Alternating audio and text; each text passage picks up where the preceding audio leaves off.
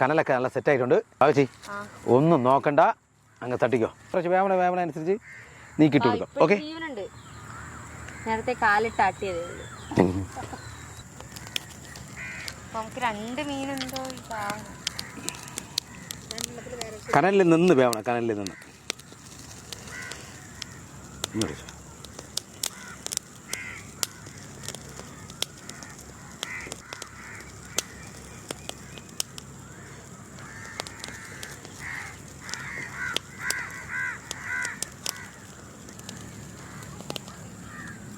ഒരു രക്ഷയില്ലാത്ത ചൂട്.